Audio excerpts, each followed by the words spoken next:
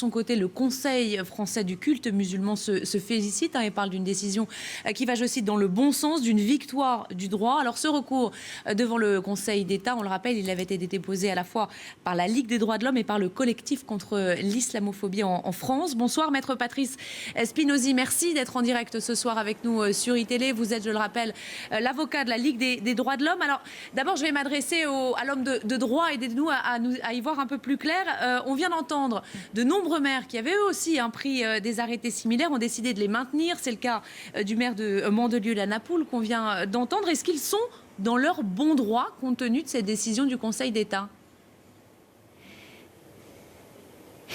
Ils sont formellement dans leur droit puisque la décision s'applique à Villeneuve-Loubet. La réalité, c'est qu'elle a vocation à faire jurisprudence et de toute façon, le Conseil d'État a statué sur le cas de Villeneuve-Loubet, mais en réalité, les autres mairies sont dans des cas qui sont extrêmement similaires.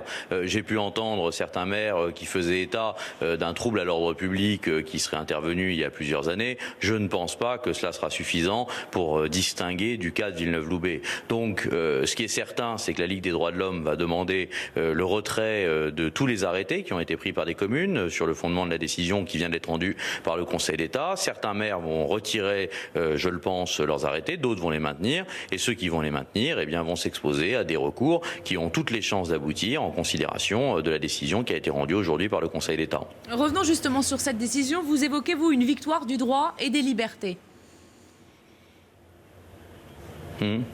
Oui, tout à fait. Le Conseil d'État a dépassé la polémique politique.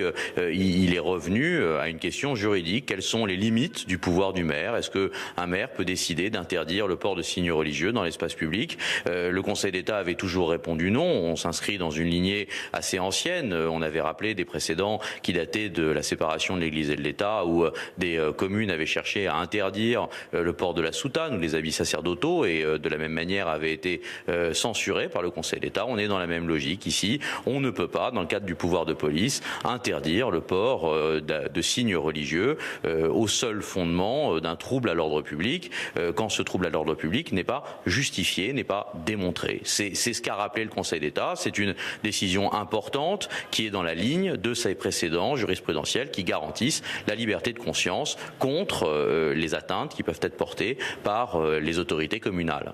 Le débat clos sur le plan juridique. En revanche, on le voit très nettement ce soir, le débat politique, lui, continue. Beaucoup réclament une loi. Est-ce qu'en l'état actuel des choses, ça vous semble possible ?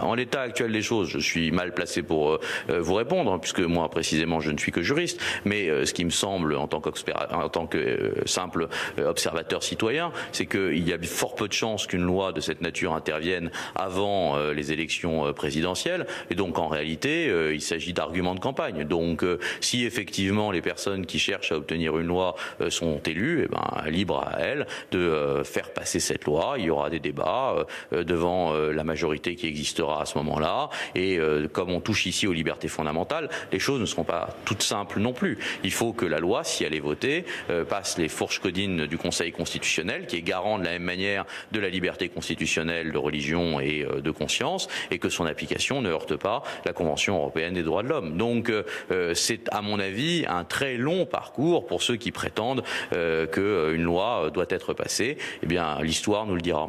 Merci beaucoup, en tout cas, Patrice Spinozzi, d'avoir été en direct avec nous ce soir, avocat, je le rappelle, de la Ligue des droits de l'homme.